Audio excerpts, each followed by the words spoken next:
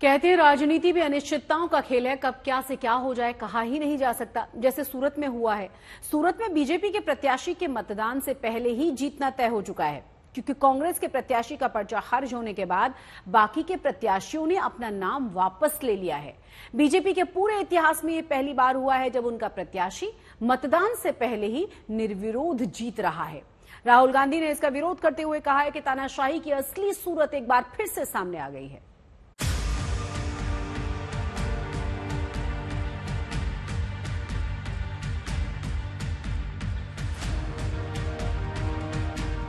अभी सूरत सीट पर वोटिंग के लिए 2 हफ्तों का वक्त था, लेकिन मतदान से पहले ही जीत का सेहरा बीजेपी प्रत्याशी मुकेश दलाल के सिर पर सज गया। 4 जून के चुनावी नतीजों से पहले ही लोकसभा चुनाव में बीजेपी का खाता खुल गया।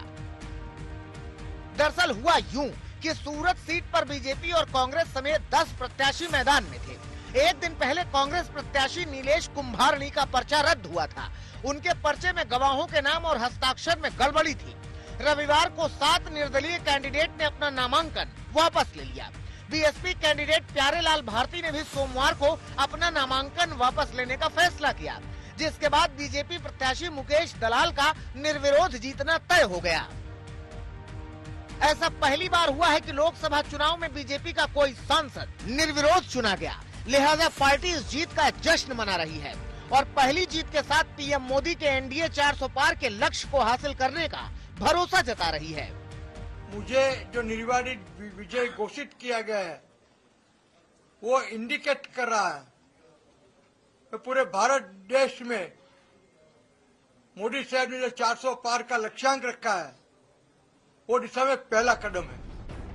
उधर कांग्रेस प्रत्याशी का नामांकन रद्द होने के पीछे धांधली का आरोप लगा रही है, साथ ही कोर्ट में अपील की भी तैयारी कर रही है।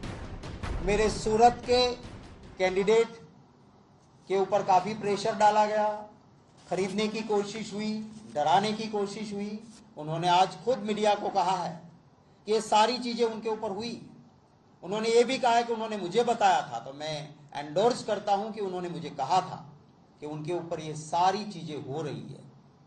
जब वो नहीं डरे ना खरीदे गए, तो जिन्होंने नॉमिनेशन फॉर्म में सिग्नेचर की थी उन लोगों की एफिडेविट लाके पुलिस के साथ अंडर पुलिस इन सबको लाके कहा गया कि ये सिग्नेचर हमारी नहीं है। बड़ी बात यह भी है कि सूरत सीट से मुकेश दलाल पहली बार चुनावी मैदान में उतरे थे।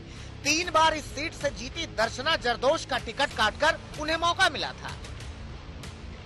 सियासी गणित ऐसा बैठा कि उन्हें बिना वोटिंग के ही जीत का मौका मिल गया। नतीजों से पहले ही बीजेपी की जीत का खाता खुल गया।